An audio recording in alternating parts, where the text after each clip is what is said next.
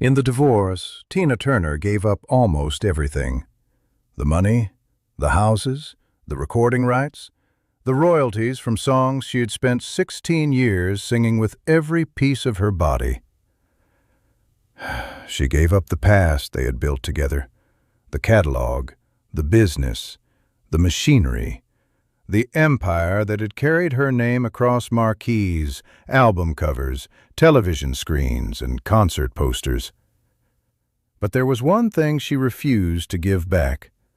Not a mansion, not a car, not a bank account, not revenge. A name. 2 words. Tina Turner. The strange thing was, those 2 words had not even belonged to her at first. They had been given to her by the same man she was trying to escape. Before the world screamed Tina, there was Anna Mae. Anna Mae Bullock did not arrive in the world with the name people would one day chant in stadiums. She was born far from the lights, far from the headlines, far from the thunder of rock and roll crowds. Her beginnings were not shaped like a legend. A small town, a complicated family, a girl with a voice that did not yet know where it belonged. There are some people who seem to be born with volume inside them. Not loudness, not attention-seeking, something deeper than that. A pressure, a force, a sound waiting for the right room. Anna Mae had that. But at first, the world did not know what to do with it.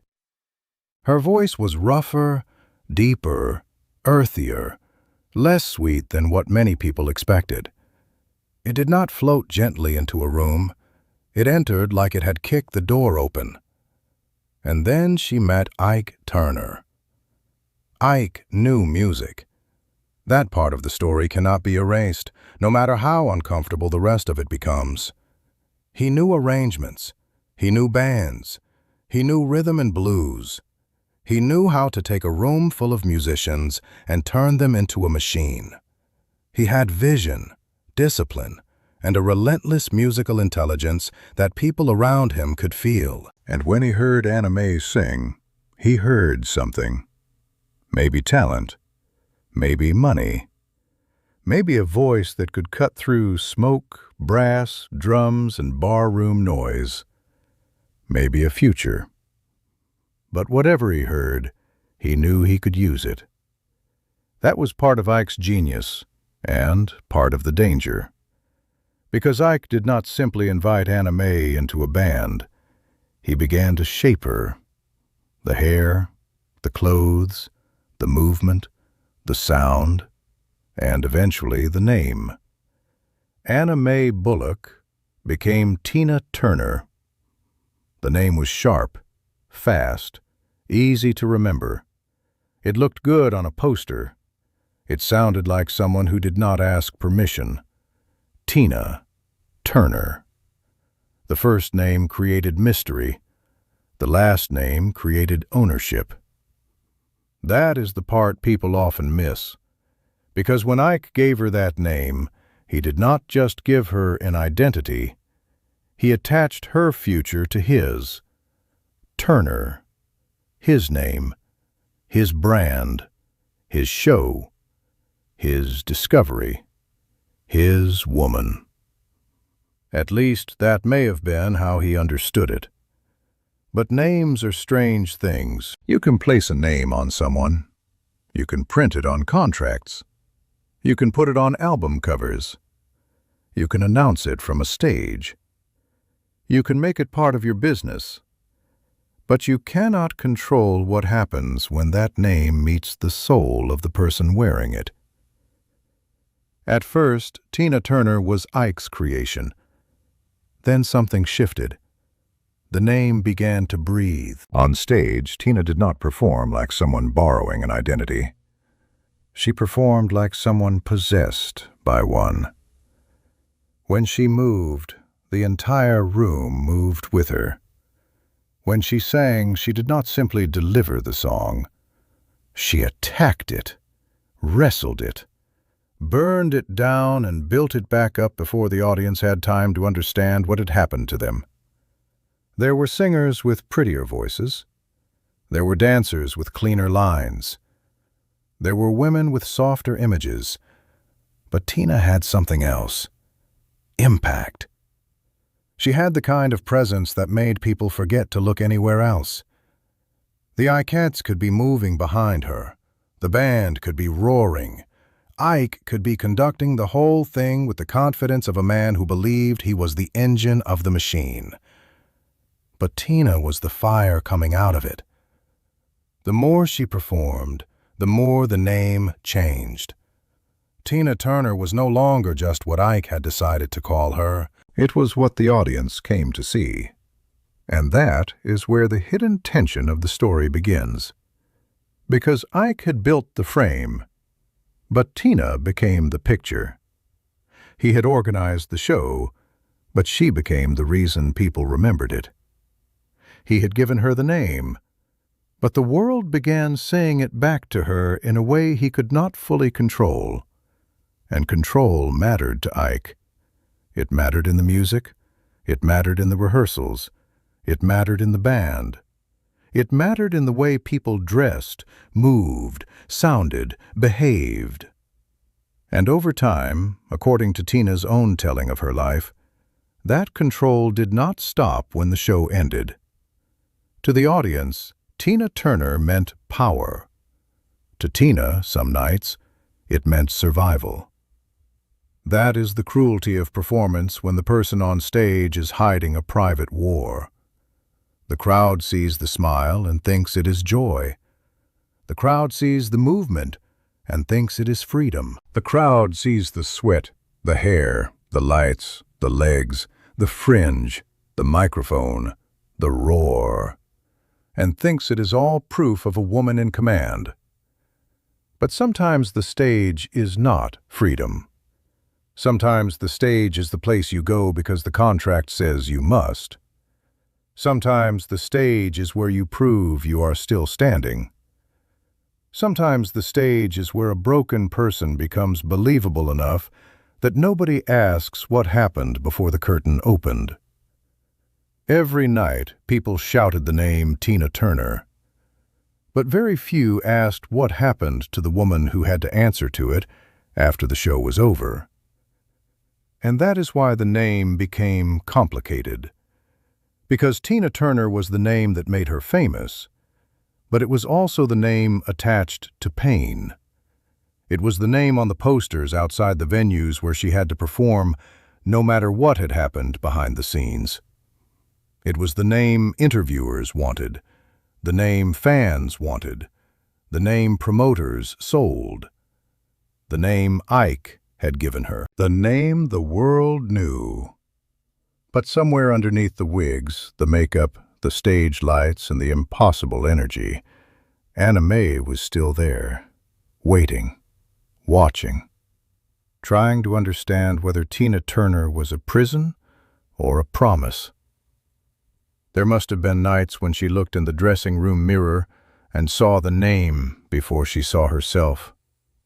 Tina Turner on the ticket, Tina Turner on the contract, Tina Turner on the album, Tina Turner on the lips of strangers. But in the mirror there was still a woman who knew exactly what that name had cost. And then came the leaving. Not all at once. Leaving a life like that rarely happens all at once. People who have never been trapped often imagine escape as a door. You see the danger, you open the door, you walk out. But for people living inside fear, escape is more like a crack in the wall. At first you barely see it. Then, one day, the light comes through. And once you see the light, you cannot unsee it.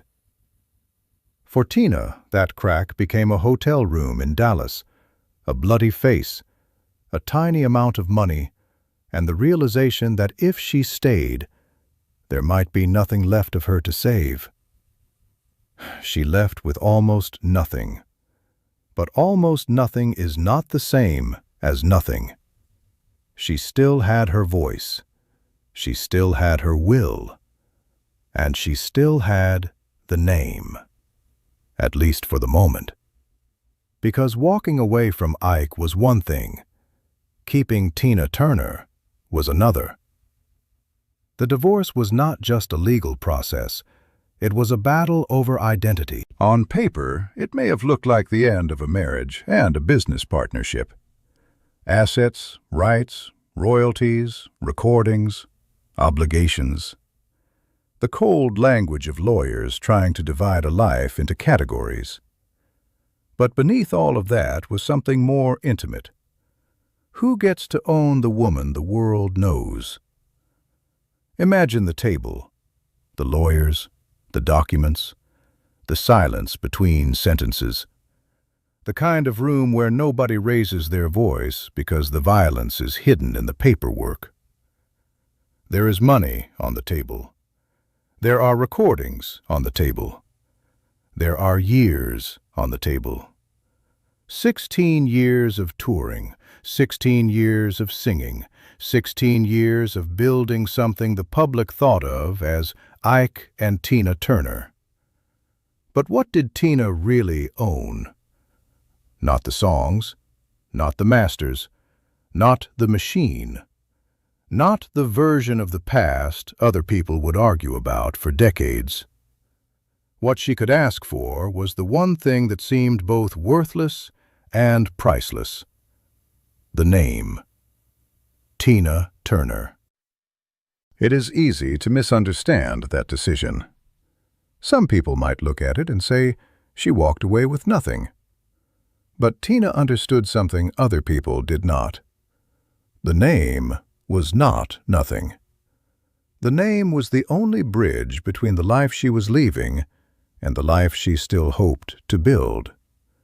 Without it, she would have been forced to start again, not just financially, but publicly. She would have been Anna Mae Bullock, trying to explain to the world that the woman they remembered was still inside her. But with it, she could take the story back. And that mattered. Because Ike may have given her the name, but Tina had paid for it. She had paid for it in sweat, in fear, in stage lights, in bruises, in applause, in nights when she wanted to disappear and performed anyway. In every show where the crowd thought they were watching entertainment while she was quietly practicing endurance. So when the time came to decide what she would keep, she did not choose comfort. She chose continuity. She chose proof. She chose the one thing that could not be packed into a suitcase but could still travel with her everywhere. Tina Turner made the strangest trade of her life. She gave up the fortune and kept the name. Years later, people would still argue about it. They would argue in documentaries, they would argue in comment sections, they would argue under old performances, interviews, movie clips, and tribute videos. Some would say Ike made Tina. Some would say Tina made Ike. Some would say he was a genius. Some would say genius does not excuse abuse. Some would say his childhood trauma explained what he became. Others would answer that trauma may explain a wound, but it does not give you the right to wound someone else. And maybe the uncomfortable truth is that more than one thing can be true. Ike Turner was talented. Ike Turner was important to music. Ike Turner helped shape a sound that influenced generations, and none of that meant Tina belonged to him. That is the part the story keeps returning to. Talent is not ownership. Discovery is not ownership. Marriage is not ownership. A last name is not ownership. You can open a door for someone and still not own the rooms they build after they walk through it. But when Tina left, the world was not waiting with open arms. That is another part of the story people sometimes forget. freedom did not immediately look like victory. It looked like debt. It looked like small venues. It looked like people wondering if she was finished. It looked like industry executives seeing a woman in her 40s and deciding the future had already passed her by. It looked like rooms that were too small for the power she still carried. It looked like starting over while everyone remembered who you used to stand beside. For years, the name Tina Turner did not open every door. Sometimes it only reminded people of the old story, Ike and Tina, the review, the marriage, the violence, the escape. The question hanging over her career was not just whether she could sing. Everyone knew she could sing. The question was crueler than that. Who was Tina Turner without Ike? That question followed her into clubs, into meetings, into rehearsals, into every place where someone looked at her and saw history instead of possibility. And maybe that is why her comeback was not really a comeback. A comeback suggests you are returning to something. Tina was not returning. She was correcting the meaning of her own name. When Private Dancer happened, the name changed. When What's Love Got to Do With It reached #1, the name changed again. When the Grammys came, the name changed again. When the world saw her not as part of an act, not as someone's wife, not as someone's discovery, not as the survivor of someone else's cruelty, but as a force entirely her own, the name became something Ike could no longer touch. Every success was an answer. Every standing ovation was an answer.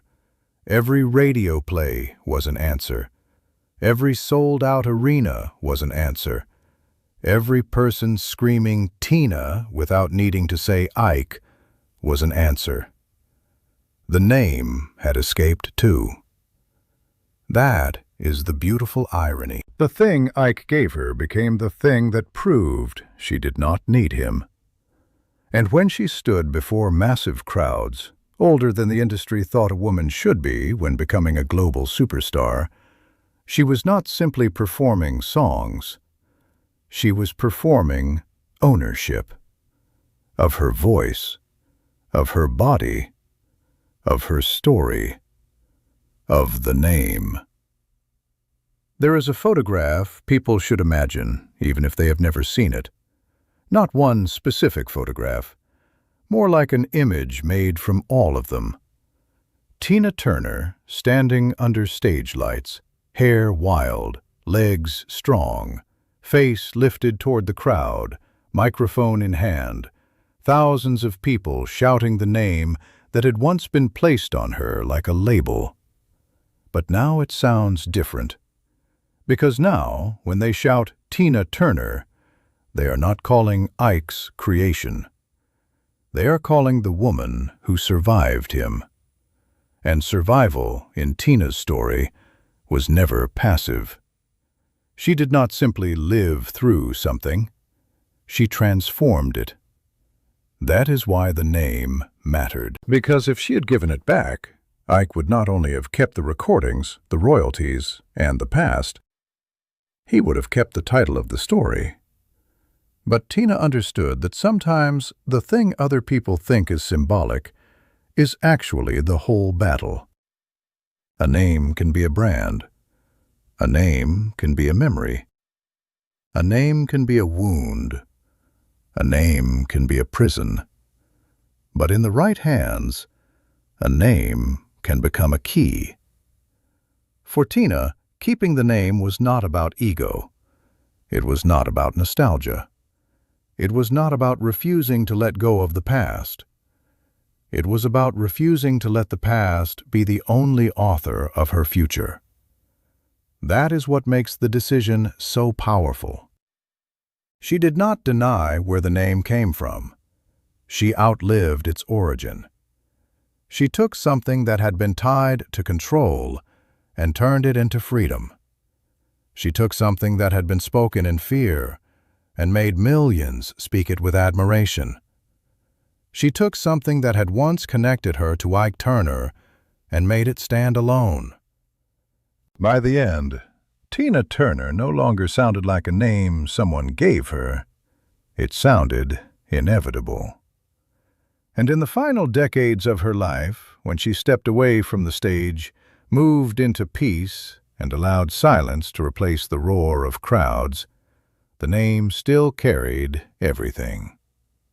The little girl from Nutbush, the young singer in the band, the wife who endured, the woman who ran, the artist who started over, the star who proved the industry wrong, the survivor who became bigger than the story that tried to trap her.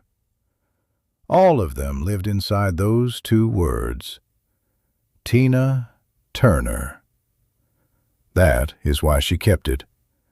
Not because Ike gave it to her, but because she had earned it in ways no one else could understand. A person can give you a name, but they cannot decide what your life will make it mean. Ike Turner may have given Anna Mae Bullock the name Tina Turner, but Tina gave that name its voice, its scars, its fire, its freedom, its peace. He gave her the name. She made it immortal.